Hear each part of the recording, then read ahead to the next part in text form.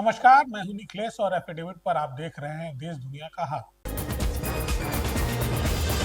UP के बरेली जिले में भारतीय किसान यूनियन टिकैत गुट ने अमेरिका भारत प्रस्तावित व्यापार समझौते का विरोध करते हुए इसे किसान विरोधी बताया है। संगठन के युवा जिलाध्यक्ष सैयद सवाउद्दीन उर्फ मीरान के नेतृत्व में किसानों ने ज्ञापन सौंपकर केंद्र सरकार से समझौता तत्काल रद्द करने की मांग की। सैयद ने कहा कि देश भर के किसान संगठन विरोध दर्ज करा रहे हैं। उनका आरोप है कि इस समझौते से सस्ती अमेरिकी उपज भारतीय बाजार में आएगी, जिससे सोयाबीन, मक्का, गेहूं, दाल और डेयरी क्षेत्र के किसानों को काफी नुकसान होगा।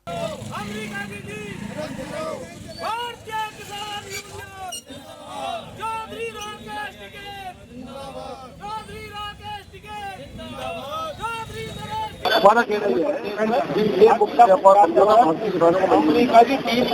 अमेरिका हमारे यहाँ जो माल भेजेगा वो तो फ्री में भेजेगा। हमारा माल जो जाएगा उसका 18% टैक्स लगेगा उसमें। तो हमारा किसान अमेरिका के माल के मुकाबले काफी कमजोर है। हमारी सरकार अमेरिका के किसानों को सब्सिडी देगी, हमारी सरकार किसानों को। और हमारा कहना ये है कि जब एक आदमी फ्री में हमारा माल बेचेगा और हम पे टैक्स लेके मिल जाएगा तो अंतर तो हो ही गया। हमारे प्रधानमंत्री ने तो ये वादा किया जनता से, टीवी पे भी आया था, आपके गौरव छपा था। प्रधानमंत्री ने कहा था वो ये है, हम सौगंध राम की खाते हैं, हम देश नहीं बिकने देंगे, हम देश नहीं बिकने देंगे। हमने सुना था हमने। आज जो डील हुई है वो डील से देश दिखाई दे रहा है, देश झुका दिखाई दे रहा है। जनपद में अपराध एवं अपराधियों पर अंकुश लगाने एवं अपराधियों की गिरफ्तारी हेतु चलाए जा रहे अभियान के क्रम में गीडा थाने की पुलिस ने हत्या का अपराध करने के आरोप में 2 अभियुक्तों को गिरफ्तार कर एक मोटरसाइकिल बरामद किया है। पुलिस अधीक्षक उत्तरी ने बताया कि मृतक को दोस्तों ने ही आपसी विवाद में पार्टी के बहाने बुलाकर हत्या की घटना को अंजाम दिया था। 7 फरवरी को थाना गीटा अंतर्गत एक व्यक्ति की डेड बॉडी मिली थी, जिसपे काफ़ी गहरे निशान थे। परिजनों ने 4-5 लोगों पर शंका जाहिर की थी कि आपसी विवाद कारण लोगों ने मारा होगा, लेकिन प्रारंभिक विवेचना में यह जानकारी हो रही थी कि इनकी भूमिका बहुत नहीं समझ में आ रही थी। फिर इस चीज़ को काफ़ी चैलेंज के तौर पे लिया गया। कई टीमों का गठन किया। एसओजी सर्विलांस थाने की कई टीमें लगी थी। सीसीटीवी कैमरे और मोबाइल के जो नंबर्स थे उनके एनालिसिस के क्रम में इस घटना का अनावरण किया गया है, जिसमें 2 अभियुक्तों की गिरफ्तारी की गई है। एक अभियुक्त इसमें वांछित है। घटना में जो प्रयुक्त मोटरसाइकिल थी उसकी बरामदगी की गई। यूपी के देवरिया जिले में आधा दर्जन बाइक सवार बदमाशों ने दिन दहाड़े लूट की घटना को अंजाम दिया। भलवनी थाना क्षेत्र के जरार गांव के पास गैस डिलीवरी वाहन चालक पर धारदार हथियार से हमला कर 10,000 की लूट और पिकअप वाहन के शीशे तोड़ने की घटना प्रकाश में आई है। फिलहाल इस मामले में पुलिस जांच कर रही है। चालक की हालत गंभीर बताई जा रही है, जिसे अस्पताल में भर्ती कराया गया है। हम बरहद गैस लेने जा रहे थे तो बलवनी के आगे 6 लड़के मिले 2 पहिया से, हमारे शीशे पर पत्थर मारे। हमने नहीं रोका तो हमको ओवरटेक किए, ओवरटेक करके गाड़ी से खींच लिया और चाकू से मारे और हमारा 11,000 रुपये छोड़ लिए। एसओ के पास गए तो डांट के भगा दिए कि सवेरे चले आते हैं, हम आपे पे FIR लिखेंगे अगर घटना सही नहीं। बैंक यूनियनों के राष्ट्रव्यापी हड़ताल के तहत all India bank employees association, all India bank officer association और bank employees federation of India जैसे प्रमुख संगठनों के आह्वान पर बैंक कर्मचारियों ने बैंक के मुख्य द्वार पर तालाबंदी कर राष्ट्रव्यापी हड़ताल का हिस्सा बने।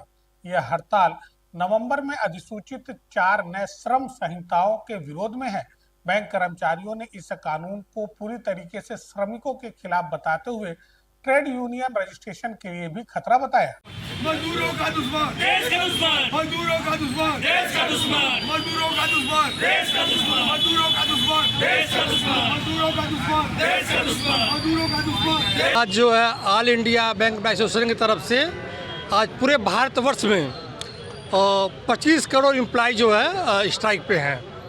हमारा मुख्य मुद्दा जो है श्रम कानून में जो परिवर्तन करी है सरकार ने उसके खिलाफ है और निजीकरण के खिलाफ और सोर्सिंग बंद होना चाहिए और एनपीए की खातों की जो है ऐसा कानून बना के प्रावधान बनाए जो है बड़े व्यापारियों के खिलाफ, व्यवसाय के खिलाफ जो है कानूनी कार्रवाई करके उनका एनपीए की जो वसूली किया जाए, जिससे जो बैंक की जो घाटे हो रहे हैं वो कहने कि हमारा एम्प्लॉइयों पर मेहनत कर एम्प्लॉय काम कर रहे हैं तो हो नहीं पा रहा है और उसे रिकवरी करके बैंक का जो है प्रॉफिट बढ़ाया जाए। विद्युत विभाग की ओटीएस योजना को लेकर तमाम तरीके के कयास लगाए जा रहे हैं। बता दें कि तृतीय चरण में तमाम लिमिटेशन है, जिसमें 15% मूलधन में छूट, ब्याज में 100% की छूट।